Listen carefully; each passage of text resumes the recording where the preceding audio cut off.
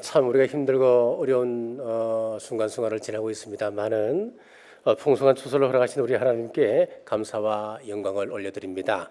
여러분 심정에도 풍성한 감사의 열매가 맺으시기를 간절히 바랍니다. 두 부류의 사람들이라고 하는 제목으로 말씀 선포하겠습니다. 미국의 어떤 목사님이 추수감사절을 앞두고 기차 여행을 떠나게 되었습니다. 기차를 타고 자리에 앉아 기도합니다. 하나님, 이번 여행이 감사가 풍성한 여행 되게 해주옵소서. 기도하고 눈을 뜨려고 하는데 옆자리에 쿵 하는 소리가 들렸습니다. 깜짝 놀라 눈을 떠보니까 덩치가 큰 어떤 여자가 상욕을 하면서 누군가를 향하여 꼬라보며 자기 옆에 앉는 것이었습니다. 목욕은 언제 했는지 고약한 냄새가 납니다. 자리에 앉아서도 거칠게 욕을 합니다. 얼마나 불편한지 모르겠습니다. 그런데 자기 마음속에는 범사에 감사하라 라고 하는 하나님의 음성이 들리는 것 같습니다. 하나님, 이런 상황 속에서도 감사해야 됩니까? 도무지 감사가 나오지 않습니다. 자, 그때 자기 마음 한켠에서 이런 생각이 듭니다.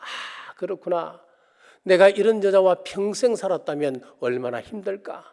내가 잠시 여행하는 동안 동석하는 이 순간 이렇게 힘든데 이런 여자와 함께 살지 않도록 허락해 주셔서 감사합니다. 하나님 앞에 감사했다는 거예요. 자, 무슨 이야기냐 하면은 우리가 감사의 조건을 찾으면 얼마든지 감사의 조건을 찾을 수 있다고 하는 이야기입니다. 본문의 배경은 이렇습니다. 어느 날 우리 예수님께서 갈릴리와 사마리아 사이를 지나가십니다. 10명의 나병 환자들이 예수님께서 지나가신다는 소문을 듣고 고침받기 위하여 쫓아왔습니다. 당시에 나병은 천형이라 그래서 천벌 받은 사람이라 했습니다. 영화 베너에서처럼 그들은 꼴조기에 모여서 따로 격리된 삶을 살아야 했습니다. 동네를 지나가게 될 때는 50야드쯤 약 45m입니다. 그쯤 됐서부터 나는 나병이 있습니다. 나를 가까이 하지 마십시오. 피해 가십시오. 소리를 질러야 했습니다. 만약 소리를 지르지 않아 정상인이 자기와 스치게 되면은 적심에 처해서 죽게 됩니다. 이렇게 버림받은 사람들이 당시의 나병 환자들이었습니다. 그러니 얼마나 간절했겠습니까? 예수님, 우리를 불쌍히 여기소서 큰 소리로 외쳤습니다. 우리 예수님께서 치유하시고 제사장들에게 가서 너희 몸을 보이라 하셨습니다. 10사람 모두 병고침의 은혜를 체험했습니다. 마찬가지로 누구든지 예수님께 도움을 요청하면 은혜 받도록 하나님께서 계획하셨습니다. 이것을 우리는 은혜의 보편성이라고 이야기합니다. 자격이 있어서가 아니라 누구든지 하나님께 나아가면 하나님께서 은혜 베풀어 주십니다. 누구든지 목마르거든 내게로 와서 마시라. 누구든지라고 했습니다. 자격이나 조건이 없습니다. 누구든지 예수님을 필요로 하고 예수님께 도움을 요청하면 그 배에서 생수의 강이 흘러 넘치게 하신다. 은혜 받도록 하나님께서 계획하셨습니다. 그러나 기적을 경험하는 일과 구원을 체험하는 것은 별개의 문제입니다. 여기서 두 부류의 사람이 나누어집니다. 첫째, 감사치 않는 사람들입니다. 17절 말씀입니다. 예수께서 대답하여 이르시되 10사람이 다 깨끗함을 받지 아니하였느냐? 그 9은 어디 있느냐? 사회로부터 버림받았기 때문에 간절한 마음으로 주님을 찾아 고침받았는데 9명의 사람은 감사하지 않았습니다. 자, 그럼 왜 9명의 사람은 예수님께 감사하지 않았을까요? 그 9명 사람의 모습은 저와 여러분의 모습이 아닐는지요? 박승호 목사님이라고 하는 분이 계신데 이 부분을 아주 재미있게 각색을 했습니다. 첫 번째 사람은 자기 피부가 달라진 것을 확인했습니다. 그러나 과학적으로 확실히 나았다고 하는 검정이 끝나지 않았기 때문에 감사를 해도 그때 검정을 받고 난 다음에 해도 늦지 않다라고 생각을 했습니다. 자, 두 번째 사람은 나았다고 이빠르게 감사했다가 재발하려면 그게 무슨 망신일까? 그러니까 감사는 늘 조심해야 해. 세 번째 사람은 자기 몸을 보니까 냄새가 나고 더럽습니다. 그래서 목욕부터 하고 의관을 정제하고 가야지 생각하고 목욕을 했습니다. 그런데 목욕을 하고 나고 나니까 감사할 마음이 싹 사라졌습니다. 네 번째 사람은 나의 병은 나병이 아니었을 수도 있어 단순한 피부병일 수도 있잖아. 의심하는 사이에 예수님에게 감사할 마음이 사라졌습니다. 다섯 번째 사람은 낫기는 나았는데 일부만 낫지 않았을까? 속에 병균은 살아있을 수도 있어 좀 더 기다려보고 완전해질 때까지 기다려보자. 여섯 번째 사람은 제사장에게 검증을 받고 돌아오니까 뜨거운 마음이 사라져버렸습니다. 일곱 번째 사람은 낫기는 나았는데 예수님이 약 한 방울이라도 발라주었나? 긍휼히 여기며 친히 손을 대시고 안수 기도라도 해주셨나? 그냥 말로만 제사장에게 가서 보여라 했지 맨입으로 한 건데 찾아가서 감사할 것까지 있겠나? 자, 여덟 번째 사람은 예수님 말고 다른 사람도 충분히 고칠 수 있었을 거야. 뭐 별것도 아닌데 이것 가지고 그렇게 생생될 거야. 마지막 아홉 번째 사람은 아니야, 나는 이미 낫고 있었을지도 몰라. 가만히 두어도 자연 치유가 됐을 텐데 예수님이 좋은 타이밍에 그냥 말했을 뿐이야. 그리고 집으로 돌아갔다는 겁니다. 자, 이렇게 자기 나름대로의 변명과 핑계거리를 가지고 감사거리에 응답하지 모르는 사람이 얼마나 많습니까? 나의 모습은 아닐런지요. 보편적인 은혜를 체험한 사람은 많이 있지만은 주님과의 인격적인 관계를 형성하는 데까지 나아가는 사람은 많지 않다고 하는 이야기입니다. 기적을 체험하는 사람은 많지만은 그것으로 끝나버리는 사람이 많다고 하는 것입니다. 여러분, 은혜는 모든 사람에게 하나님께서 적절하게 베푸십니다. 그러나 중요한 것은 은혜를 받은 자로서 내가 어떻게 응답하느냐가 중요합니다. 내비게이터 행정책임자였던 제리 브리지스가 쓴 경건에 이르는 연습이라고 하는 책이 있습니다. 아주 오래된 책입니다. 어떻게 하면 우리가 경건에 이를까? 그분은 이야기합니다. 늘 노트에 감사의 조건을 기록하라 라고 가르치고 있습니다. 하나님께서 내게 구원을 베풀어 주셨기 때문에 오늘도 내가 봉사할 수 있고 섬길 수 있는 기회를 주셔서 감사합니다. 경건한 아내, 경건한 남편 주심을 감사하고 우리 자녀들이 그리스도 안에서 성장하고 있고 우리 가족이 건강할 수 있도록 해주셔서 감사합니다. 자유가 있는 나라에서 살아갈 수 있도록 해주셔서 감사하고 늘 부족한 것 공급받을 수 있도록 해주셔서 또한 감사합니다. 이런 감사의 조건들을 노트에다가 일일이 기록하라 라고 기록하고 있습니다. 우리 지난주에 감사 챌린지 광고를 했습니다. 여러분 한 주 동안 얼마나 감사를 적어보셨나요? 참 힘들 거예요. 이거 적지 않으면, 이게 습관화되지 않으면 굉장히 힘든 작업입니다. 자, 우리는 태어날 때부터 부정적인 문화 속에서 태어났습니다. 더 많은 것, 더 큰 것을 기대하는 탐심의 문화 속에서 성장했습니다. 그러다 보니까 나도 모르는 사이에 감사의 마음보다는 비교함으로 불평하는 마음이 앞서게 됩니다. 인지치유 세미나에서는 우리 사고를 전환시키기 위하여서 감사 묵상 100가지를 기록하게 합니다. 가정에 관한 감사 100가지, 교회를 주심에 대한 감사 100가지, 목회자에 대한 감사 100가지, 배우자에 대한 감사 100가지 등 수없이 많습니다. 찾다 보면 별것 다 우리가 감사를 할 수가 있습니다. 우리가 애써서 노력하지 아니하면 우리 속에는 불편한 것, 원망거리만 자꾸 떠오르게 됩니다. 그러면 나도 모르는 사이에 행복은 잃어버리게 되는 것입니다. 여러분, 감사하는 것 100가지면 주위를 살펴보면 불평거리 또한 100가지가 됩니다.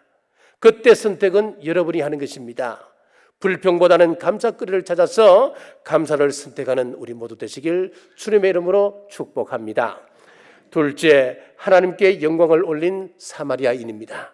15절을 보십시오. 그 중에 한 사람이 자기가 난 것을 보고 큰 소리로 하나님께 영광을 돌리며, 큰 소리로 하나님께 영광을 돌렸다 그랬습니다. 하나님은 우리가 감사로 예배 드리는 것을 기뻐하십니다. 10편, 50편, 23편에 보면 감사로 제사를 드리는 자가 나를 영화롭게 하나니 그 행위를 옳게 하는 자에게 내가 하나님의 구원을 보이리라 했습니다. 하나님은 예배로 영광 올리는 것을 기뻐하십니다. 하나님은 제사로 하나님께 나아가는 것을 기뻐하십니다. 우리 삶의 제사를 기뻐하십니다. 스코틀랜드의 에릭 리델의 이야기는 오늘을 살아가는 우리 신앙인들에게 큰 도전을 줍니다. 그는 선교사 가정에서 태어났습니다. 어릴 때부터 달리기의 두각을 나타내어서 1924년 프랑스 파리 올림픽에 100m 영국 대표로 뽑히게 되었습니다. 그런데 올림픽 일정을 보니까 100m 예선이 주일날 열리게 되어 있는 거예요. 당시 스코틀랜드 성도들의 신앙은 대단했습니다. 구약의 안식일을 그들은 그대로 지켜나갔습니다. 다만 주일날 지키는 것으로 생각했습니다. 그러니 주일에 예수님에 나간다고 하는 것 용납이 안 되는 겁니다. 100m를 포기하겠습니다 선언했습니다. 난리가 난 겁니다. 가장 유력한 100m 금메달 후보가 100m를 포기한다. 총 감독은 물론이고 웨일즈의 왕자까지 친서를 보내 출전할 것을 종용합니다. 하지만 그의 대답은 주일에는 달릴 수 없습니다. 단호했습니다. 온갖 비판이 쏟아집니다. 옹졸한 기독교인, 이기적인 사람. 자, 그런데 에릭이 가만히 보니까 400m는 주일날 열리지 않고 주중에 열리는 것이었습니다. 그래서 주 종목은 아니지만 100m 대신에 400m를 뛰게 해달라고 요청했는데 이것이 받아들여졌습니다. 6개월 정도 피나는 연습을 하고 올림픽에 출전했습니다. 첫 100m 구간을 100m 속도로 달립니다. 그랬더니 기자석에서 역시 400m는 주종목이 아니라서 안 돼. 역시 서툴러. 저렇게 달리다가는 200m, 300m쯤 가서는 지쳐서 뒤처질 거야. 200m, 300m도 속도가 떨어지지 않았습니다. 이제는 관중석에서 웅성웅성합니다. 저러다 심장이 터져 죽는 것 아니야. 자, 주종목은 아님에도 47초 6이라고 하는 세계 신기록으로 금메달을 땄습니다. 자, 이 내용을 영화한 것이 불의 전차입니다. 인터뷰에서 그는 이렇게 말합니다. 처음 200m는 내 힘으로 힘껏 달렸습니다. 그리고 마지막 200m는 하나님 주시는 힘으로 더 힘껏 달릴 수 있었습니다. 모든 영광을 하나님께 올렸습니다. 그가 이렇게 인터뷰할 수 있었지 않겠습니까? 역시 나는 달리기 천재야. 6개월만 연습했더니만 400m 이거 아무것도 아니군. 물론 재능이 있습니다. 그러나 자신을 철저하게 감추고 오직 하나님의 이름만 높여 올려드렸습니다. 올림픽 후 그의 삶을 보면 놀랍습니다. 준비된 동영상을 한번 보실까요?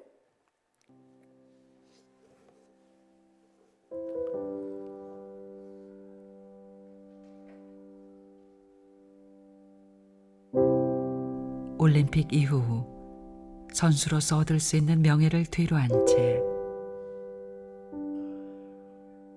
선교사의 길을 선택한 에릭.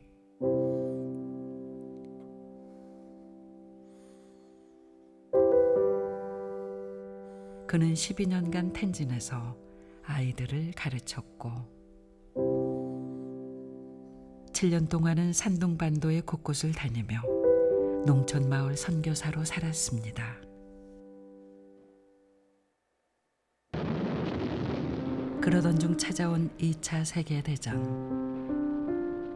일본의 공격으로 에릭은 전쟁 포로가 되어 수용소에 갇히게 됩니다. 지옥 같은 수용소에서도 에릭은 아이들을 가르치고 아픈 이에게 자신의 모포를 벗어줍니다. 세상에서 성자를 만나볼 행운을 갖기란 그리 쉬운 일이 아닐 것이다. 그런데 나에게 그런 행운이 슬며시 다가왔다. 그 성자의 이름은 바로 에릭 리델이다.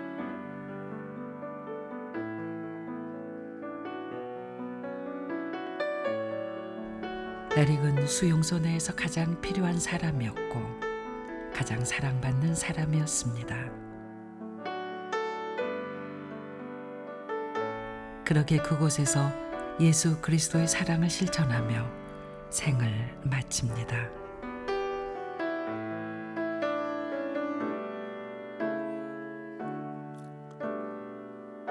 그에게 복음을 받은 사람들이 감옥 옆 작은 동산에 그를 안장했습니다.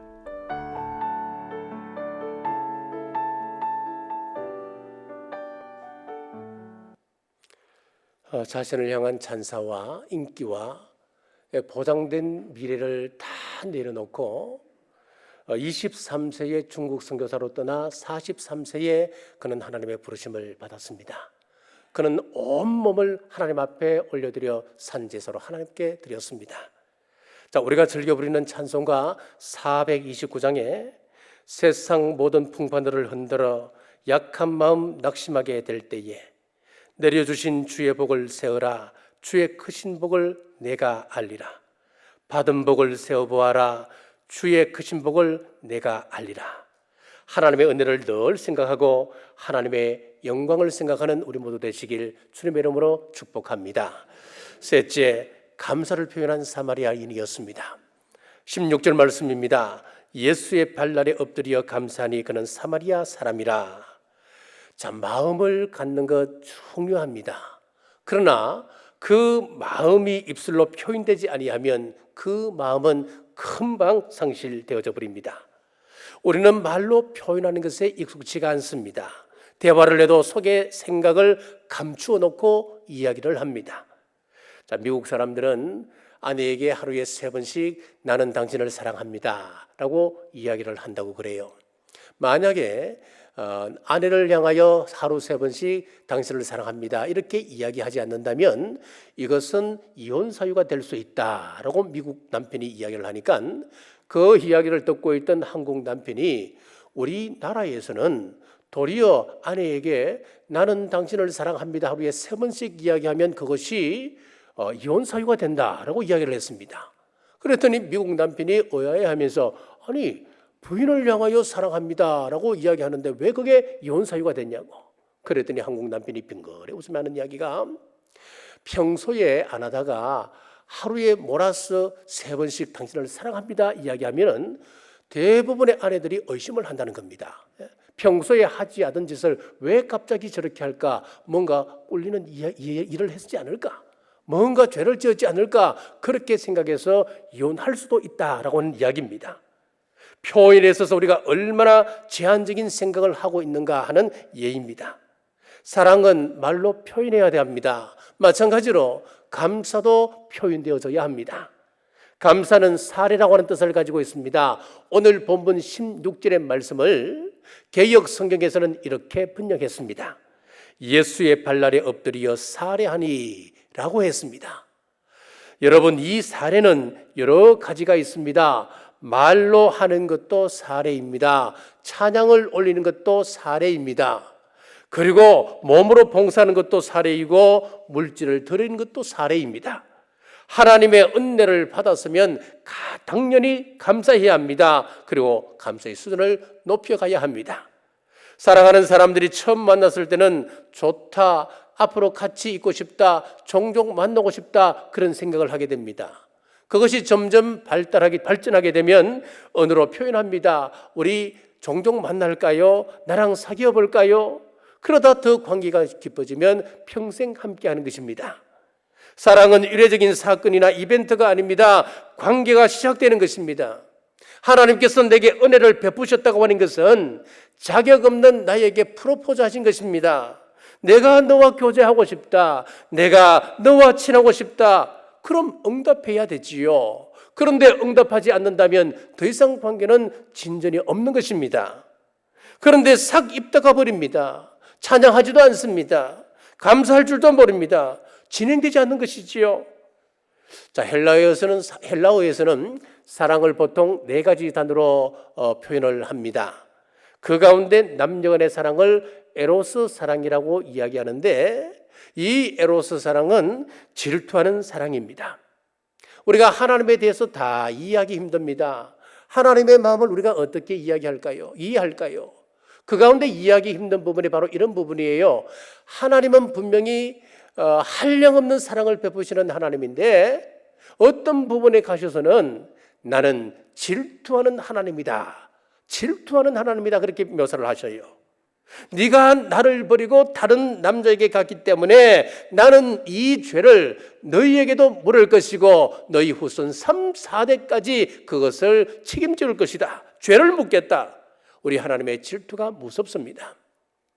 우리 한국의 여자들이 질투를 하게 되면은 온유월에 스리발이 뻗친다 그러잖아요.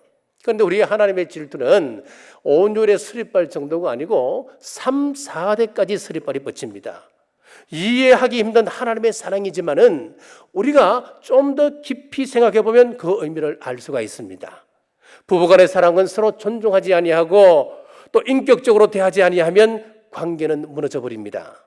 마찬가지로 하나님도 우리를 인격적으로 만나길 원하십니다. 우리가 처음 예수님을 믿게 되면 하나님은 일방적으로 우리를 사랑해 주십니다. 그러나 관계가 깊어지고 하나님과 계약관계에 나가게 되면 그때부터는 계약적으로 하나님과 인격적으로 우리를 대하시기 시작하십니다. 그분이 내게 5을 줬으면 기본적으로 우리도 5으로 하나님께 나가야 합니다. 그것이 인격적인 관계입니다. 그분이 순도 100% 사랑으로 내게 오셨다면 나도 내 생애를 바쳐서 100% 사랑을 가지고 하나님께 나가야 됩니다. 이것이 힘들지만은 원리적으로는 그렇습니다. 우리의 마음은 이런 마음이어야 합니다. 네가 답답한 마음이 있는 것처럼 나도 답답한 마음이 있단다. 너가 소원을 가지고 있는 것처럼 나도 너를 향한 소원을 가지고 있단다. 이렇게 서로 들어주는 관계, 나는 너와 더불어 먹고 너는 나와 더불어 먹는 아름다운 교제를 이루자. 이 관계에 들어가게 되면 하나님과 깊은 관계가 되는 겁니다. 말씀을 나눕니다. 삶을 같이 나누는 겁니다. 서로 책임져 주시는 겁니다. 우리가 감사를 드린다고 하는 것은 하나의 이벤트가 아닙니다. 감사로부터 시작해서 하나님과 교제가 시작되어지고 주님과 깊은 관계로 무르익어가게 되는 것입니다. 사랑하는 여러분, 감사를 표현했던 사마리아인처럼 감사 표현이 생활화되어서 날마다 주님과 교제가 깊어지길 주님의 이름으로 축복합니다. 말씀을 뵙겠습니다. 오스카 와일드라고 하는 사람이 쓴 책에 보면 이런 재미난 우화가 있습니다. 우리 예수님께서 많은 사람들을 치유하셨습니다. 어느 날 우리 예수님께서 곰곰이 생각해 보시기를 내가 치유했던 그 사람들 지금 어디서 무슨 일을 하고 어떤 삶을 살고 있을까 궁금해 하셨습니다. 그래서 하루는 그들을 찾아 나셨습니다. 첫 번째, 술에 취하여 축 늘어진 주정뱅이를 만났습니다. 우리 예수님께서 한눈에 알아보셨습니다. 자네는 어떻게 하다가 이렇게 주정뱅이가 되었나? 그때 그 사람이 하는 이야기가 나는 원래 절름발이에다 거지였습니다. 그래서 사람들에게 손을 내밀면 사람들이 동전을 던져주었습니다. 참 편했지요. 그런데 예수님을 만나 고침받고 보니까 그 이후로는 사람들이 자신에게 동전을 주지 않는 것이었습니다. 얼마나 화가 나든지 닥치는 대로 마셨더니 이렇게 주정뱅이가 되었습니다. 두 번째 사람을 만났습니다. 창녀였습니다. 자네는 왜 창녀가 되었나? 나는 원래 창녀였는데 예수님을 만나 새로운 삶을 살게 되었습니다만은 너무나 그 삶이 따분하고 재미가 없어서 다시 창녀가 되었지요. 세 번째 사람을 만났습니다. 불량배였습니다. 자네는 어쩌다 이런 사람이 되었는가? 나는 본래 장님이었습니다. 그런데 눈을 뜨고 예수님을 통하여 눈을 뜨고 보니까 이 세상이 이렇게 더러운지 몰랐습니다. 이 세상에 악한 사람도 많고 부주의한 일도 참 많았습니다. 그래서 너무너무 화가 나서 닥치는 대로 치고 다녔더니 깡패가 되고 말았네요. 여러분, 우리의 소원이 응답되었다고 내 인생이 만족할 만한 인생을 살아갈 수 있다고 생각하십니까? 결코 그렇지 않습니다. 주신 바 은혜에 대해서 응답할 줄 모르는 사람, 은혜를 무시하는 사람, 표현할 줄 모르는 사람은 모든 기적이 하나의 이벤트로 끝나버리고 마는 것입니다. 9명의 나병을 고침받은 어마어마한 기적을 경험했던 사람들이었습니다만은 응답할 줄 모를 때 그들은 더 이상 진전이 없었습니다. 오늘 추수감사절을 맞아 감사를 생각합니다.